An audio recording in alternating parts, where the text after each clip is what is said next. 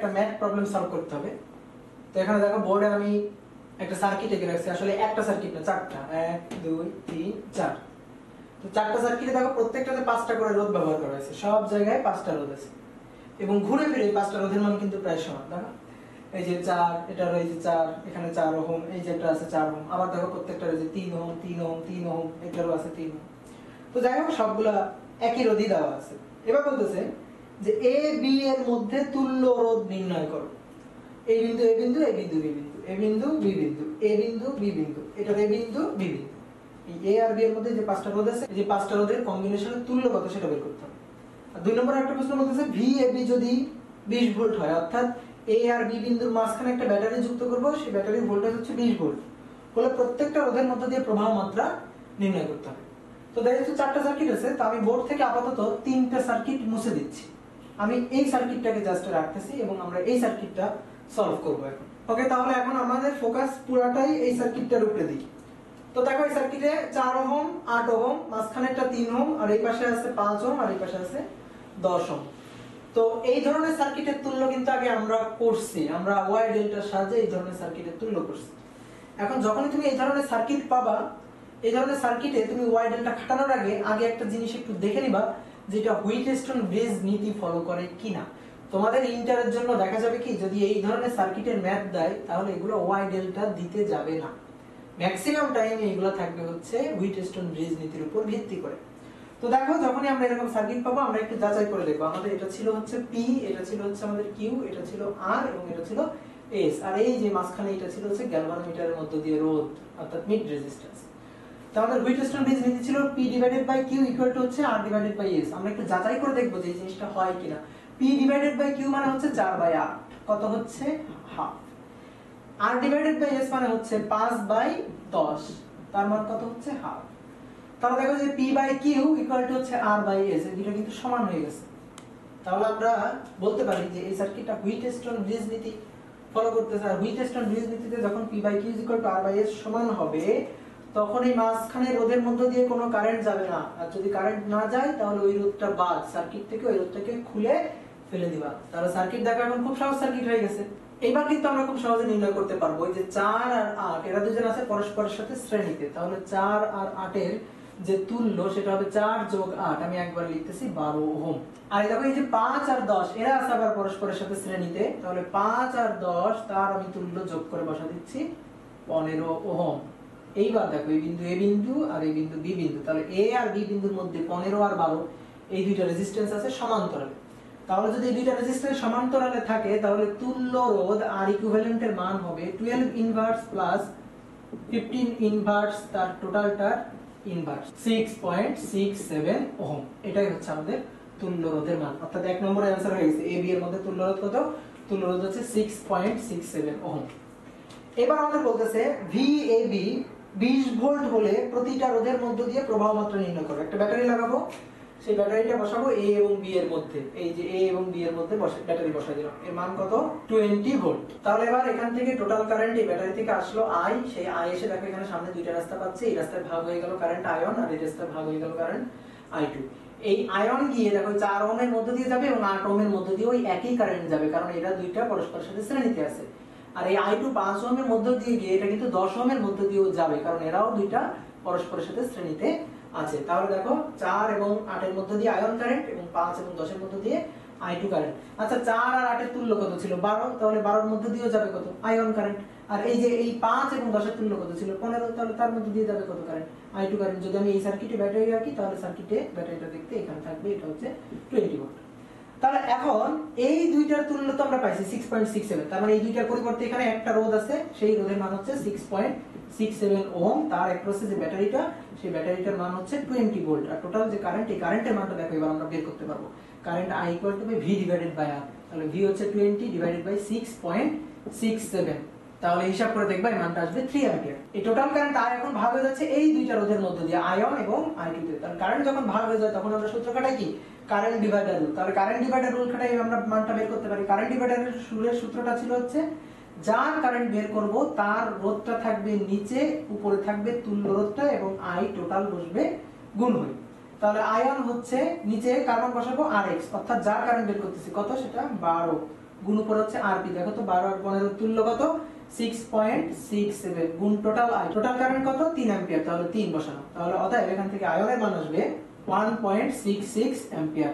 তাহলে দেখো এই যে আয়ন বের করলাম, এই আয়নটা কার কার মধ্যে দিয়ে যাচ্ছে 12 এর মধ্যে দিয়ে। 12 কার কার তুল্য 4 এবং 8 এর তুল্য, শ্রেণীতে আছে একই কারেন্ট যাচ্ছে। তাহলে এটা হচ্ছে 4 ওহম এবং 8 ওহম এই দুইটা রোধের মধ্যে দিয়ে কারেন্ট আয়ন। অনুরূপভাবে I2 আমরা বের করতে পারি। তাহলে I2 ইকুয়াল টু হবে, যার কারণে বের করতেছি 15 নিচে আরপি তুল্য 12 আর 15 এর তুল্য হচ্ছে 6.67 গুণ টোটাল কারেন্ট কত 3 অ্যাম্পিয়ার। তাহলে এখানে তোমরা হিসাব করবা, হিসাব করলে মানটা আসবে হচ্ছে 1.33 অ্যাম্পিয়ার। বা তোমরা চাইলে আরেকটা কাজ করতে পারো, টোটাল কারেন্ট কত 3 অ্যাম্পিয়ার, তা থেকে 1.66 কারেন্টটা বাদ দিয়ে দাও। তাহলে টোটাল কারেন্ট I, তা থেকে যদি 1.66 বাদ যায় তাহলে I2 হবে বাকিটা। তাহলে বিয়োগ করে এটা বের করতে পারো। এই কারেন্টটা কার মধ্যে দিয়ে যাচ্ছে 15 কার আর কার তুল্য 5 এবং 10 এর তুল্য। তাহলে যেহেতু তারা শ্রেণীতে আছে তাহলে 5 ওহম এবং 10 ওহমের মধ্যে দিয়ে একই কারেন্ট যাবে। তাহলে আমরা বলতে পারি I2 এই 1.33 এটা যাচ্ছে 5 ওহমের মধ্যে দিয়ে এবং 10 ওহমের মধ্যে দিয়ে। তাহলে দেখো আমি সবগুলো রোধের অ্যাক্রসে কারেন্ট কিন্তু বের করে ফেলতে পারছি। তো বোর্ডে কিন্তু আরো 3টা সার্কিট ছিল, সেই 3টা সার্কিট আমি মুছে ফেলছি। এখন ওই 3টা সার্কিটকে আবার আমি একটু বোর্ডে নিয়ে আসি। দ্বিতীয় সার্কিট ছিল হচ্ছে এটা, এইভাবে রোধগুলো যুক্ত ছিল। এটার মান ছিল 3 ওহম, এটার মান ছিল 4 ওহম, এটার মান ছিল 8 ওহম, এটার মান ছিল 5 ওহম আর এটার মান ছিল 10 ওহম। দেখো 2 নম্বর সার্কিট ছিল এটা। এখন তুমি যদি এই সার্কিটটাকে সলভ করতে পারো তাহলে একটু বুদ্ধিমান মানুষ হিসেবে তোমার এটাও সলভ করতে পারা উচিত। কেন? কারণ এই সার্কিট আর এই সার্কিট একই। কিভাবে একই হলো? এটা হচ্ছে ত্রিভুজের মতো দেখতে আর এটা হচ্ছে চতুর্ভুজের মতো দেখতে। তো এই ধরনের কথা বললে আসলে এগুলো পাগলের মতো কথা বলা হবে। সার্কিট কি আমরা এভাবে বুঝি? তুমি দেখো তো এই যে এই 4 ওহম যে তারটা আছে, এই তারটাকে যদি আমি একটু বাঁকায় রাখি, এইভাবে রাখি, তাহলে যে 4 ওহম হবে না এটা এটা ওকে। অনুরূপভাবে 5 ওহমটাকে যদি একটু বাঁকায় রাখি তাহলে সেটা দেখতে দেখো তো এরকম হবে কিনা, এই যে 5 ওহম। অনুরূপভাবে 10 ওহম রোধটাকে যদি বাঁকায় রাখি তাহলে এটা হচ্ছে 10 ওহম। আর অনুরূপভাবে 8 ওহম রোধটাকে যদি একটু বাঁকায় রাখি তাহলে এটা হবে 8 ওহম। তাহলে দেখো তো এই সার্কিটটা আর এই সার্কিটটা একই সার্কিট কিনা। তাহলে এটাও কিন্তু একটা হুইটস্টোন ব্রিজ সার্কিট। তাহলে যদি আগের সার্কিটটা আমরা সলভ করতে পারি তাহলে আমরা জানি এটাও আমরা সলভ করতে পারবো। এবার দেখো 3 নম্বর সার্কিটটা কি ছিল। মজার ব্যাপার হচ্ছে এই সার্কিটটা আর এই সার্কিটটাও কিন্তু একই সার্কিট, কিন্তু দেখে আসলে আমরা বুঝতে পারতেছি না। তো আমরা আসলে এই শুধুমাত্র এই চোখ দিয়ে দেখবো না, আমরা একটু এই যে মাথার ভেতরে যে একটা চোখ আছে বুদ্ধি আর কি, ওই জিনিসটা খাটায় একটু দেখবো। তো দেখো এই সার্কিট এটা ছিল এ বিন্দু আর এটা ছিল বি বিন্দু, ঠিক আছে। তো তুমি এই সার্কিটে যেমন আমি একটু নাম দিই, দেখো এটা হচ্ছে সেই এ বিন্দু, এটা হচ্ছে এটা দেওয়া আছে বি বিন্দু, এটাকে দিলাম সি বিন্দু, এটাকে দিলাম ডি বিন্দু। তুমি সার্কিটে দেখো এ বিন্দু বি বিন্দু, এই বিন্দুটাকে তুমি বলো এটা হচ্ছে সি বিন্দু, আর এই যে একটা বিন্দু এটাকে বলা হচ্ছে ডি বিন্দু। তাহলে এবার তুমি একটু দেখো তো এ এবং সি এর মাঝখানে 4 ওহম আছে না? এ এবং সি এর মাঝখানে 4 ওহম আছে। অনুরূপভাবে সি এবং বি এর মাঝখানে 8 ওহম আছে, সি এবং ডি এর মাঝখানে 8 ওহম আছে, সি এবং ডি এর মাঝখানে 3 ওহম আছে, সি এবং ডি এর মাঝখানে 3 ওহম আছে, এ এবং ডি এর মাঝখানে 5 ওহম আছে, এ এবং ডি এর মাঝখানে 5 ওহম আছে। ঠিক তেমনি ভাবে ডি এবং বি এর মাঝখানে 10 ওহম আছে, ডি এবং বি এর মাঝখানে 10 ওহম আছে। তাহলে দেখো এই সার্কিটটাকেই একটু তোমাকে ভয় দেখায় যাতে তুমি সার্কিট সলভ করতে না পারো, তার জন্য এইভাবে আঁকা হয়েছে। তাহলে এই সার্কিট আর এই সার্কিটের মধ্যে কিন্তু কোনো তফাৎ নাই, দুটাই আসলে একই সার্কিট। বা আরেকটু এভাবে চিন্তা করো, এই এ বিন্দু আর এই বি বিন্দুকে ধরে একটু এরকম টান দাও আর কি, এই যে সার্কিটে তার ধরে একটু ঝাড়া দাও, তাহলে ঝাড়া দিলে দেখো এই জিনিসটা আসলে এরকম ত্রিভুজের মতো হয়ে যাবে। তুমি দেখো এই যে এই 5 ওহমটা বেঁকে এদিকে চলে আসবে, এই 10 ওহমটা বেঁকে এদিকে চলে যাবে, 8 ওহমটা বেঁকে এদিকে চলে আসবে, 4 ওহমটা বেঁকে এদিকে চলে আসবে, এবং মাঝখানে পড়ে যাবে হচ্ছে দেখো ডি এবং সি বিন্দুর মাঝখানে পড়ে যাবে হচ্ছে 3 ওহম রেজিস্ট্যান্সটা। তাহলে যে পি বাই কিউ অর্থাৎ 4/8 আর বাই এস অর্থাৎ 5/10 মান কত হচ্ছে হাফ। তাহলে এটাও কিন্তু হুইটস্টোন ব্রিজ সার্কিট। তাহলে এর জন্য 1 নম্বর 2 নম্বর পাওয়া যাবে, কারণ 1 নম্বর 2 নম্বর তো আমরা এই সার্কিটের জন্য করছি। এবার দেখো লাস্ট যে সার্কিটটা ছিল সেই সার্কিটটা আসলে খুব ভয়াবহ সার্কিট। সেই সার্কিটটা দেখতে এরকম এই যে ত্রিভুজের মতো, এই এটা এই বিন্দু ছিল আর এটা ছিল আমাদের বি বিন্দু। এটা 3 ওহম, এটা ছিল 4 ওহম, এটা ছিল 8 ওহম, এটা ছিল 5 ওহম, এটা ছিল 10 ওহম। তাহলে আবার একই ভাবে দেখো এটা এ বিন্দু আর এটা বি বিন্দু। তা বি বিন্দু মানে কিন্তু এই পুরাটাই বি বিন্দু, ওকে। আর এটা এ বিন্দু মানে কিন্তু এই যে পুরাটাই কিন্তু এ বিন্দু। এবার এই বিন্দুতে কোনো নাম নাই, এই বিন্দুকে আমি বললাম এটা হচ্ছে সি বিন্দু। তাহলে এইটুকু সব সি বিন্দু, এবং এই যে বিন্দু এই বিন্দুর কোনো নাম নাই, এটাকে আমরা বললাম এটা সাপোজ ডি বিন্দু, এটা হচ্ছে ডি বিন্দু। তাহলে এবার দেখো একই ভাবে এই এ বিন্দু এবং সি বিন্দুর মাঝখানে আছে 4, এ আর সি এর মাঝখানে আছে 4, সি এবং বি বিন্দু তার মাঝখানে আছে 8, সি এবং বি বিন্দুর মাঝখানে আছে 8, সি এবং ডি এর মাঝখানে আছে 3, সি আর ডি এর মাঝখানে আছে 3, ডি এবং এর মাঝখানে আছে 5, ডি এবং এর মাঝখানে আছে 5, আবার দেখো এই ডি এবং ডি এর মাঝখানে আছে 10, ডি এবং ডি এর মাঝখানে আছে 10। তাহলে আসলে এই সার্কিটটাও কিন্তু এই সার্কিট তো এমন ভাবে আঁকা আছে যেটা দেখে তুমি আসলে বুঝতে পারতেছো না যে এই সার্কিটটা হুইটস্টোন ব্রিজ সার্কিট কি। যে একটা জিনিস একটু মাথায় রাখবা সবসময়, 5টা রোধের যদি কোনো সার্কিট তোমার আসে যেটা তুমি সমান্তরালে না শ্রেণীতে এটা ধরতে পারতেছো না, তাহলে একটু বুদ্ধি খরচ করে দেখবা যে ওইটা হুইটস্টোন ব্রিজ নীতি ফলো করে কিনা।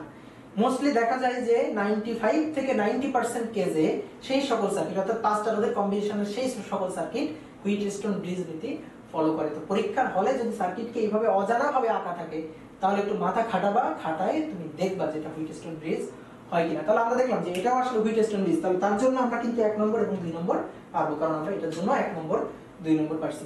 এই সার্কিটটাকে তুমি দেখো আরেকটু আমি এভাবে বুঝাই। তো মনে করো সার্কিটের কান আছে, এই যে এই বি বিন্দু আর এই বিন্দু হচ্ছে সার্কিটের দুইটা কান। এই দুইটা কান ধরে তুমি সার্কিটটাকে এইভাবে টান দিয়ে আলাদা করে ফেলবা, এইভাবে টান দিবা। তাহলে এইভাবে টান দিলে দেখো তো এই যে বি বিন্দুকে ধরে এইভাবে টান দিয়ে বি বিন্দুটাকে এই পাশে নিয়ে আসলা, ওকে। আর এই যে এই বিন্দুটাকে ধরো, এই কানটাকে ধরো, এই কান ধরে সার্কিটের কান ধরে টেনে এইভাবে এই পাশে নিয়ে আসো। তাহলে এই পাশে নিয়ে আসলে দেখো যে এইটা ঘুরে এই পাশে চলে আসবে, অর্থাৎ 4, 5 সহ যে এই প্রান্তটা আছে এটা এই পাশে চলে আসবে। এই পাশে চলে আসলে কি হবে, এই যে 4 চলে আসবে এখানে, আর এই 5 চলে আসবে কোথায়, 5 চলে আসবে এখানে, এই যে 5 ওহম। আর এই যে এই বিন্দুটা চলে যাবে কোথায়, এই যে এইখানে চলে যাবে এই বিন্দু। তাহলে এটা কি আর থাকবে তখন? দেখো এটা আর থাকবে না তখন। যদি না থাকে তাহলে এবার দেখো যে P by Q equal to R by S, এই যে মাঝখানে পড়ে গেছে কত 3 ওহমের রেজিস্ট্যান্সের, এর মধ্যে দিয়ে কোনো কারেন্ট যাবে না। তাহলে এটাও কিন্তু সেই হুইটস্টোন ব্রিজ নীতি ফলো করতেছে। তো এই যে সার্কিটগুলো আঁকলাম মোস্টলি এইভাবেই তোমার দিবে। আমি যতগুলো সম্ভাব্য হুইটস্টোন ব্রিজ সার্কিট হতে পারে সবগুলোই কিন্তু এখানে একে খুব ভালো করে বুঝাই দিছি। তো সার্কিট হচ্ছে মেকআপ করে আসবে, তো মেকআপ করে যখন আসবে তখন আমরা তো চিনতে পারবো না, তো এই কারণে মেকআপের উপরে একটু পানি ছিটাই দিবা। হ্যাঁ, পানি ছিটাই দিলে মেকআপ ধুয়ে যাবে, তখন তুমি সার্কিটটাকে চিনতে পারবে যে ও আচ্ছা এটা হুইটস্টোন ব্রিজ সার্কিট, ওকে। তো এখন একটা খুব গুরুত্বপূর্ণ প্রশ্ন, ক্লাসে এই টপিকটা পড়ানোর পরে ক্লাসে যারা বুদ্ধিজীবী থাকে তারা এই প্রশ্নটা আমাকে সচরাচর করে। প্রশ্নটা হচ্ছে যে P by Q equal to R by S যদি সমান হয় তাহলে তো এটা Wheatstone bridge circuit. Wheatstone bridge সার্কিটে মাঝখানে রোধ থাকে না, বাদ দিয়ে করব। তো আমরা দেখলাম সেটা কিভাবে করে। প্রশ্নটা হচ্ছে যে এই যে হুইটস্টোন ব্রিজ সার্কিট এটা যদি সাম্য অবস্থায় না থাকে, অর্থাৎ মনে করো অনুপাতটা সমান হলো না, এখানে 4 ওহম, এখানে যেটা 8 ছিল 8 মুছে গেল, 8 না থাকলে মনে করো হয়ে গেল 7 ওহম। এবার অনুপাত সমান নাই, 4 বাই 7 এবং 5 বাই 10 অনুপাত সমান না, তাহলে এবার কি মাঝখানে 3 ওহম রোধ বাদ দিয়ে তুলনা করতে পারবো? পারবো না। তাহলে প্রশ্ন হচ্ছে তখন আমরা তাহলে কি করব? এই কারণে আমি একটা জিনিস প্রথমে তুল্য রোধ পড়ানোর সময় একটা জিনিস পড়াইছিলাম, সেটা হচ্ছে ওয়াই ডেল্টা কনভার্সন। তাহলে তখন আমরা এই সার্কিটে ওয়াই ডেল্টা কনভার্সন মেথডে করব, এবং দেখো এই টাইপের একটা ম্যাথ ওখানে করে দেওয়া আছে। এই যে একটা ডেল, এই যে একটা ডেল, এটাকে তুমি ওয়াই করো, নয়তো এটাকে ওয়াই করো, অথবা এই তিনটা রোধ মিলে আছে হচ্ছে ওয়াই, এই যে নিচে তিনটা রোধ মিলে আছে ওয়াই, এই যে একটা ওয়াই বা এই যে একটা ওয়াই, এটাকে তুমি ডেল করো, যে কোনো একটাকে কনভার্ট করলেই হয়ে যায়। তো এই কারণে আমি ওয়াই ডেল্টা কনভার্সনটা বইতে না থাকা সত্ত্বেও করাইছি, কারণ অনেক স্টুডেন্টের এখানে এসে আর পেট ভরে না যে ভাই এই সার্কিট তাহলে কিভাবে সলভ হবে। তো এখন তো আমরা বুঝতে পারবো যে সাম্য অবস্থায় না থাকলে কিভাবে এই সার্কিটের তুল্য রোধ বের করে। তো বোর্ডে দেখো হুইটস্টোন ব্রিজ সার্কিটের একটা ম্যাথ আছে, কি বলতেছে ম্যাথটা, একটি হুইটস্টোন ব্রিজের তিনটা বাহুতে যথাক্রমে 5 ওহম, 10 ওহম এবং 3 ওহম রোধ যুক্ত আছে। চতুর্থ বাহুতে কত রোধ যুক্ত করলে ব্রিজটি সাম্য অবস্থায় থাকবে? এই ব্রিজ সাম্য অবস্থায় থাকার মানে কি? সাম্য অবস্থায় থাকার মানে হচ্ছে আইজ এর মান 0 হবে, অর্থাৎ গ্যালভানোমিটারের মধ্য দিয়ে কোনো কারেন্ট যাবে না। এই টাইপের ম্যাথ আসলে তুমি করবা কি, প্রথমে একটু এই 4টা রোধ হুইটস্টোন ব্রিজের এভাবে একটু এঁকে নিবা, তুমি কোনো মতে আঁকবা আর কি, এই যে আঁকলো। এখন যেহেতু এর মধ্যে দিয়ে কোনো কারেন্ট যাবে না, তাহলে এখানে কিছু না আঁকলেও তোমার হবে, আইজ এর মান 0, এটাই তো সাম্য অবস্থায় থাকার শর্ত। এটা আমাদের কি ছিল? P, এটা ছিল আমাদের Q, এটা ছিল আমাদের R, এটা ছিল আমাদের S। এখন একটা জিনিস দেখো, খেয়াল করো, ম্যাথে তো কখনো P, Q, R, S বলে দেয় না, আমাদের বলে দেয় এই প্রথম বাহু, দ্বিতীয় বাহু, তৃতীয় বাহু, এভাবে বলে দেয়, বা বলে দেয় 3 বাহুতে যথাক্রমে এত এত এত আছে। তো এটার কথা আমরা কিভাবে বুঝবো? এইটা হচ্ছে প্রথম বাহু, মাথায় রাখবা, এটা হচ্ছে দ্বিতীয় বাহু, এইটা হচ্ছে তৃতীয় বাহু, আর এইটা হচ্ছে আমাদের চতুর্থ বাহু। মানে যে প্রথম, দ্বিতীয়, তৃতীয়, চতুর্থ। অনেকে ভুল করে এই কাজটা করো, প্রথম, দ্বিতীয়, তৃতীয়, চতুর্থ, হবে না। P, Q, R, S, প্রথম, দ্বিতীয়, তৃতীয়, চতুর্থ, এই জিনিসটা সিকোয়েন্সটা একটু কিন্তু মাথায় রাখবা। তো এর মান কত? এর মান হচ্ছে 5 ওহম, এর মানটা কত 10 ওহম, এর মানটা কত দেওয়া আছে 3 ওহম। তাহলে এই S এর মানটা কত এটা আমাদের বের করতে হবে। তো এটা এমসিকিউ আসবে না, P by Q equal to R by S, মানে এত সহজ ম্যাথ এমসিকিউ তে আসতে লজ্জা পাবে। 5/10 আর এর মান 3 বাই এস, তাহলে এখান থেকে ক্যালকুলেশন করে এস এর মান বের করবা, 5 আর 10 কাটাকাটি করলে নিচে হচ্ছে 2 2 গুণ 3 6 ওহম, এটা হচ্ছে আমাদের आंसर। ওকে, তো দেখো আগের মতো একটা ম্যাথ কি বলতেছে, একটি হুইটেস্টার ব্রিজের 4 বাহুতে, আগে কয় বাহুতে ছিল 3 বাহুতে, এবার বলছে 4 বাহুতে যথাক্রমে 5 ওহম 10 ওহম 8 ওহম 11 ওহম রোধ যুক্ত আছে। চতুর্থ বাহুতে কত রোধ কিভাবে যুক্ত করলে ব্রিজটা সাম্য অবস্থায় থাকবে, তার মানে এই ব্রিজটা কিন্তু সাম্য অবস্থায় নেই। তাহলে তুমি কি করবা, এই টাইপের ম্যাথ পেলে কোনো মতে আগে চারটা হুইটস্টোন ব্রিজের রোধ তুমি যেভাবে আঁকতে পারো, খুব সুন্দর হওয়ার দরকার নাই, এঁকে নিবা আগে। তাহলে এটা আমাদের পি, এটা আমাদের কিউ, এটা আমাদের আর, আর এটা হচ্ছে আমাদের সেই চতুর্থ বাহু এস। তাহলে এটা হচ্ছে প্রথম বাহু, মান কত দেওয়া আছে 5 ওহম, দ্বিতীয় বাহুর মান কত দেওয়া আছে 10 ওহম, তৃতীয় বাহুর মান কত দেওয়া আছে দেখো 8 ওহম, এবং চতুর্থ বাহুর মান দেওয়া আছে হচ্ছে 11 ওহম। তাহলে আবার বলতেছে চতুর্থ বাহুতে কত রোধ যুক্ত করলে, চতুর্থ বাহুতে দেখো রোধ আছে, তারপর আবার বলতেছে চতুর্থ বাহুতে কত রোধ যুক্ত করলে, তার মানে দেখো এই ব্রিজটা সাম্য অবস্থায় নেই। কিভাবে বুঝবা, যাচাই করতে হবে, P by Q equal to হতে হবে কত আর বাই এস, দেখো তো হয় কিনা। পি বাই কিউ মানে কত 5/10, আর বাই এস মানে কত 8/11, 5/10 আর 8/11 অনুপাত কি সমান হলো, রেশিও সমান হলো, হয়নি, তার মানে এটা শর্তটা মানে নাই, হুইটস্টোন ব্রিজ সাম্য অবস্থায় নেই। আমার এখন কি করতে হবে, এটাকে সাম্য অবস্থায় আনতে হবে। তো আনতে গেলে আমি দেখো যে কোনো একটা বাহুর রোধ আমি চেঞ্জ করতে পারি, কিন্তু আমি যে কোনো একটা বাহুর রোধ ইচ্ছা মতো চেঞ্জ করতে পারবো না।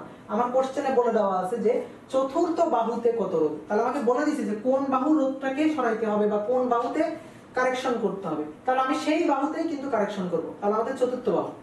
এখন দেখো খেয়াল করো ম্যাথ করার টেকনিক কি, যখনই তোমার কোনো বাহুর কথা উল্লেখ করে দিবে তুমি ধরে নিবা ওই বাহুতে কোনো রোধ নাই। আমাদের এখানে কোন বাহুর কথা বলছি, চতুর্থ বাহু, তাহলে আমি এখানে ধরে নিব যে চতুর্থ বাহুতে আসলে কোনো রোধ নাই। আমি আসলে দেখব এই চতুর্থ বাহুতে কত রোধ এক্স্যাক্টলি লাগবে। তাহলে আমরা দেখি যে P divided by Q equal to হচ্ছে R ডিভাইডেড বাই S, এটা হচ্ছে আমাদের শর্ত। মানগুলো বসাই, P এর মান 5, Q এর মান 10, R এর মান হচ্ছে 8 আর S এর মান হচ্ছে বের করতে হবে। তাহলে অতএব S অর্থাৎ কত রোধ থাকলে ব্রিজটা সাম্য অবস্থায় থাকবে সেই মানটা হবে 16 ওহম। তাহলে আমার চতুর্থ বাহুতে রোধ লাগবে হচ্ছে 16 ওহম। এবার তুমি দেখো আসো, S এর মান কত ছিল 11 ওহম, অর্থাৎ তোমার এখানে 11 ওহম রোধ আছে, কিন্তু ব্রিজটা সাম্য অবস্থায় নেই। সাম্য অবস্থায় আনতে গেলে কত রোধ লাগবে 16 লাগবে, অলরেডি 11 আছে। তাহলে রোধ বাড়াইতে হবে নাকি কমাইতে হবে, বাড়াইতে হবে। আচ্ছা কিভাবে রোধ যুক্ত করলে বাড়ে, শ্রেণীতে যদি রোধ যুক্ত করা হয় তাহলে কিন্তু রোধ বাড়ে, কারণ শ্রেণী তুল্য বেশি হয়। তাহলে আমার 11 আছে, আর একটু যুক্ত করলে 16 বানাইতে হবে। তাহলে এখানে আমি এই যে শ্রেণীতে কিছু রোধ যুক্ত করে দেব, ধরে নিই কতটুকু রোধ যুক্ত করব, x পরিমাণ রোধ যুক্ত করব। তাহলে তুমি একটু লিখবা যে ধরি চতুর্থ বাহুতে x পরিমাণ রোধ শ্রেণীতে যুক্ত করতে হবে। কিভাবে বুঝলাম শ্রেণী, শ্রেণী বুঝলাম যেহেতু রোধ বাড়াইতে হবে এই কারণে শ্রেণীতে যুক্ত করতে হবে। তাহলে s অর্থাৎ 16 হবে এই 11 আর x এর তুল্য, তাহলে 11 যোগ x এই দুটো করলে পাবো 16, তাহলে x এর মান কত 5 ওহম। তাহলে আমাদের অ্যানসার হচ্ছে 5 ওহম। চতুর্থ বাহুতে 5 ওহম রোধ শ্রেণীতে যুক্ত করে দাও, তাহলে ব্রিজটা সাম্য অবস্থায় থাকবে। আর একটু সহজভাবে বলি দেখো, 16 লাগবে 11 আছে, তাহলে কত দিলে 16 হবে, 5 দিলে 16 হবে, শেষ। একই টাইপের দেখো আরো একটা ম্যাথ, চার বাহুতে যথাক্রমে 10 30 6 30 রোধ যুক্ত আছে। একে ফেলি, P এর মান 10 ওহম, Q এর মান 30 ওহম, R এর মান 6 ওহম, এবং এখানে যেটা আছে তার মান হচ্ছে 30 ওহম। এখন আমাদের বলছে চতুর্থ বাহুতে কত রোধ যুক্ত করলে, তাহলে আবার চতুর্থ বাহু আগে একটু চেক করে দেখি তো ব্রিজটা সাম্য অবস্থায় আছে কিনা।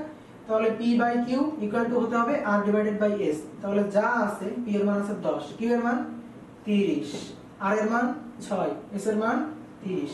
তাহলে দেখো 10/30 মানে 1/3, আর 6/30 মানে 1/5, তাহলে অনুপাতটা সমান হয়নি, তার মানে ব্রিজটা সাম্য অবস্থায় নেই। সাম্য অবস্থায় আনার জন্য কোনো না কোনো বাহুতে চেঞ্জ করতে হবে। তো কোন বাহু, চতুর্থ বাহু আমাদের বলে দিয়েছে। তাহলে আমাদের টেকনিকটা কি ছিল, যে বাহুতে রোধ যুক্ত করতে বলবে, যে বাহুতে কারেকশন করতে বলবে, ধরে নিব ওই বাহুতে কিছু নাই, তাহলে ওই বাহুতে আগে দেখবো ওই বাহুতে কত লাগবে, এই যে এখানে দেখবো আসলে কত লাগবে। P divided by Q equal to হচ্ছে R ডিভাইডেড বাই S। মান বসাই 10 30 6, তাহলে অতএব S এর মান লাগবে 18 ওহম। এখন এখানে কত যুক্ত ছিল জানো, 30 ওহম যুক্ত ছিল। চতুর্থ বাহুতে লাগবে কত তোমার 18, আছে কত 30, তাহলে এবার কমাইতে হবে না বাড়াইতে হবে, 30 থেকে 18 করতে হবে, কমাইতে হবে। তো রোধ যদি আমি একটু শ্রেণীতে যুক্ত করে দিই তাহলে এই এস বাহু যেটা এর কি রোধ কমবে না বাড়বে? শ্রেণীতে যুক্ত করলে রোধ বাড়বে। শ্রেণীতে যুক্ত করা যাবে না, এমন ভাবে যুক্ত করো কিছু পরিমাণ রোধ যাতে তুল্যটা কমে যায়। অর্থাৎ এই যে 30 আছে তাহলে তুল্য কমানোর জন্য অবশ্যই আমরা সমান্তরালে লাগাবো। তাহলে এই যে ধরি সমান্তরালে লাগাইতে হবে কতটুকু রোধ? x পরিমাণ রোধ, যাতে এই x এবং 30 এই দুইটার তুল্য করে বাহুতে রোধ পাওয়া যায় কত? 18 ওহম। তাহলে এটা খুব সহজ কথা, রোধ বাড়বে তাহলে আমার শ্রেণীতে যুক্ত করতে হবে, রোধ কমাইতে হবে তাহলে আমার সমান্তরালে যুক্ত করতে হবে। তাহলে আমি লিখবো যে ধরি x পরিমাণ রোধ সমান্তরালে যুক্ত করতে হবে, যাতে এই x এবং 30 এই দুইটার তুল্য হয় 18। তাহলে তুল্য হবে 18, তুল্য সমান্তরালে তুল্য হচ্ছে 1/18 equal to 1 divided by x plus 1 divided by 30। তাহলে তোমরা এখান থেকে ক্যালকুলেশন করবা এবং ক্যালকুলেশন করে x এর মানটা পাবা 45 ওহম। তাহলে এটাই হচ্ছে আমাদের অ্যানসার। ওকে, তাহলে হুইটস্টোন বেস সার্কিটের এই ম্যাথগুলো করবা, তাহলে মোটামুটি এই টপিকটা হয়ে যাবে।